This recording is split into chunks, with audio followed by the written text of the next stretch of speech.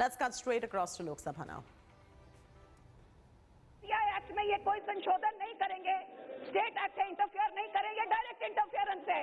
Federal structure के हर एक चीज में इंटरफेयर करके जो अच्छा खासा चल रहा है उसको तोड़ने के काम कर रहे हैं। क्यों कर रहे हैं? माननीय अध्यक्ष जी, मेरी बहन अभी तक तो मंत्रिमंडल में ये सब विषयों को स्वीकार करके और एक पारदर्शी तरीके से देश में काम हो, देश में प्रोक्योरमेंट हो, उसके लिए बहुत उत्तेजना के साथ काम करा करती थी।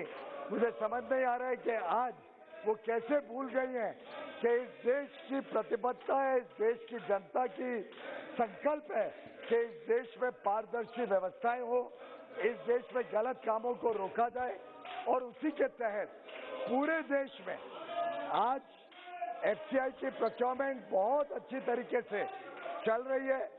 देश भर के किसान अपनी उपज का मूल सीधा सरकार से लेते हैं, डिजिटली लेते हैं, लेकिन मात्र एक राज्य है जहां पे वो कहते हैं कि नहीं, हम किसान को पूरी मूल नहीं देंगे, हम किसान के खाते में पैसा नहीं डालेंगे।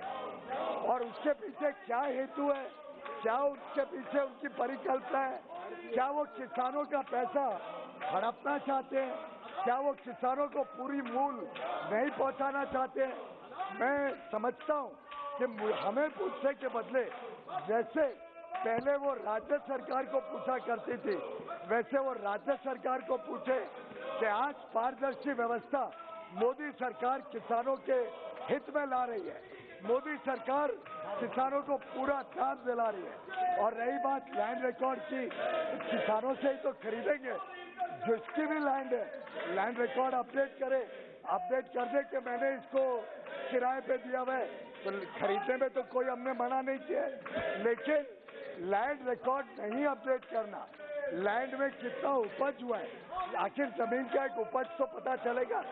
ऐसा तो नहीं हो सकता कि 2 एकड़ जमीन पे कितना भी अनाज उग सके। मैं समझता हूँ माननीय सांसद को आपके माध्यम से बताना चाहूंगा, एक अच्छी ईमानदार पारदर्शी व्यवस्था किसानों के हित में, किसानों को पूरा पैसा मिले और गलत जगह इस देश के करदाताओं का पैसा ना जाए, ये हम सबकी सामूहिक जिम्मेदारी है। Question number 202 Sunita Duggal ji. Question number 202। माननीय मंत्री जी।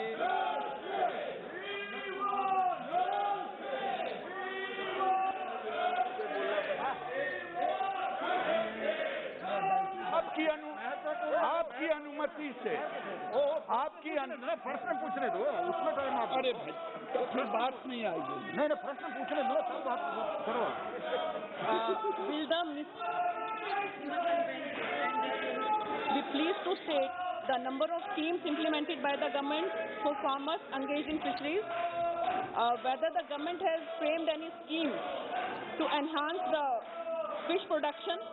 If so, the details thereof, and if not, the reasons thereof.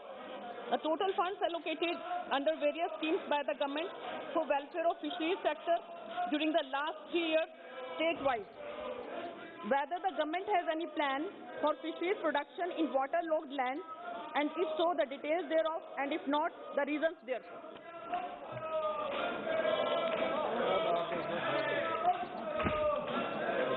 महोदय, मैं सारे प्रश्नों का उत्तर दे रहा हूं। माननीय सदस्य से मैं ये कहना चाह रहा हूं कि सारे उत्तर आपके प्रश्न पट पर रखा हुआ है। लेकिन महोदय, मैं आपसे एक विषय कहना चाहता हूं। महोदय, अध्यक्ष महोदय, मैं आपसे विनती करना चाहता हूं, माननीय अधीर रंजन जी नेता कांग्रेस, कि मुझे ठेस लगा है इनके नेता राहुल गांधी ने 2 फरवरी को क्वेश्चन किया था अनस्टार्ट, लेकिन पांडुचेरी और कोच्चि में जा करके पता नहीं उनका याददाश्त खत्म हो गया, मैं ये कह नहीं सकता। उन्होंने कहा कि ये मत्स्य फिशरी डिपार्टमेंट है ही नहीं। मैं सदन में आऊंगा तो एक अलग से मंत्रालय बनाऊंगा। मुझे अफसोस है महोदय कि ये किसका क्वेश्चन था। ये मैं संवैधानिक प्रश्न खड़ा कर रहा हूँ। मैं ये एक संवैधानिक प्रश्न खड़ा कर रहा हूँ अध्यक्ष महोदय। ये भारत सरकार दीजिए, आप जवाब दीजिए। जवाब दो।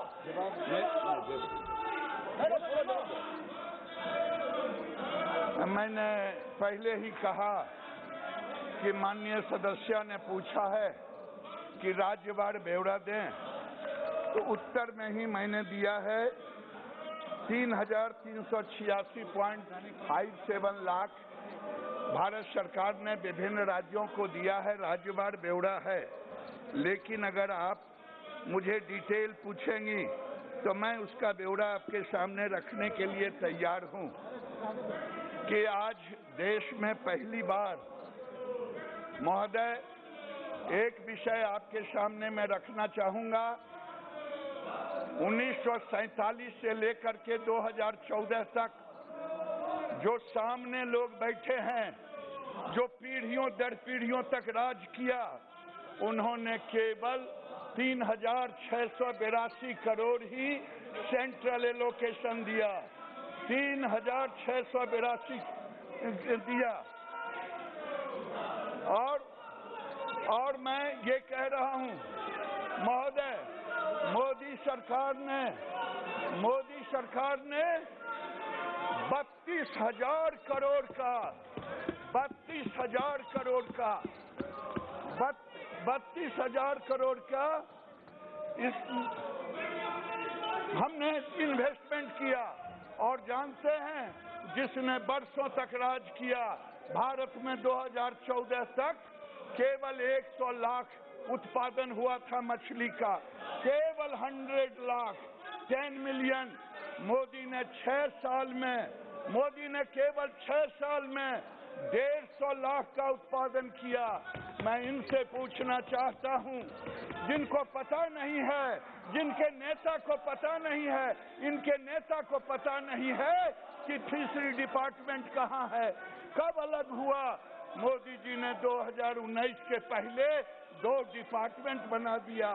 अगर मैं कहूं कि ये 32,572 करोड़ का इन्वेस्टमेंट का मॉडल रखा, ये देश के इतिहास में अध्यक्ष महोदय आज तक नहीं हुआ है।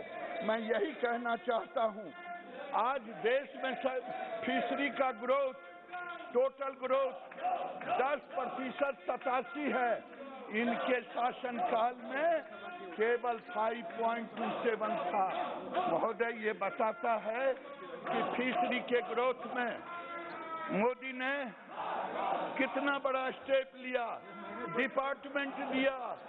और महोदय, मैं आपके सामने ये रखना चाहता हूं, इनके नेता को कहीं स्कूल भेजिए, इनको बताइए कि भारत में कौन कौन डिपार्टमेंट काम कर रहा है।